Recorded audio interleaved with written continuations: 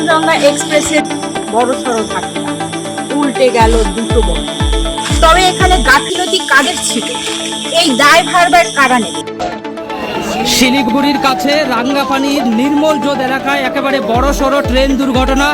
ইতিমধ্যে আমরা সেই জায়গায় দাঁড়িয়ে রয়েছি, একেবারে যে করমণ্ডল এক্সপ্রেসের যে স্মৃতি আউড়ে দিচ্ছে আবারও। জোদ এলাকায় একেবারে বড়সড় ট্রেন দুর্ঘটনা, একটি মালগাড়ি অপর একটি প্যাসেঞ্জার গাড়ি, দুটি গাড়ির মধ্যে সংঘর্ষ। এই কবলে কাঞ্চনজঙ্ঘা এক্সপ্রেস, আবারও জানিয়ে রাখছি কাঞ্চনজঙ্ঘা এক্সপ্রেস দুর্ঘটনার কবলে। মানে বসে থাকতে থাকতে তারপরে দেখছি ধাক্কা দিল, ধাক্কা দেওয়া মানে একবার ছাড়া দুইবার ধাক্কা দিয়েছে। দুইবার ধাক্কা দেওয়ার পরেই আমরা এই যে নামার জন্য চেষ্টা করছিলাম, দিয়ে এই যে নিচে নামছি। নেমে ওই যে পিছন দিকে ওই যে বগিটা দেখছি উপরে উঠে মানে যেরকম চেড়ে থাকে ওরকম চেড়ে আছে।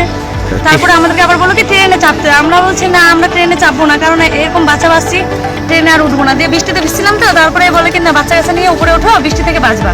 দিয়ে যে বাচ্চা কাচ্চা নিয়ে উপরে উঠলাম, তারপরে উদ্ধার কাজ চালাচ্ছে সেই ছবি দেখাচ্ছি, এবং ট্রেনের যে দুর্ঘটনার যে ছবি সেই ছবি কিন্তু আমরা দেখাচ্ছি। একেবারে দুমড়ে মুচড়ে গেছে বগি, বেশ কয়েকটি বগি কিন্তু লাইনচ্যুত হয়েছে,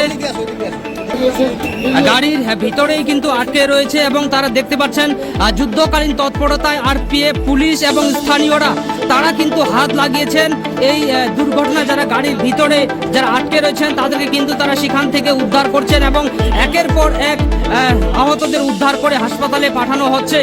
ইতিমধ্যে আমরা সেই জায়গায় দাঁড়িয়ে রয়েছি, একেবারে যে করমণ্ডল এক্সপ্রেসের যে স্মৃতি আউড়ে দিচ্ছে আবারও।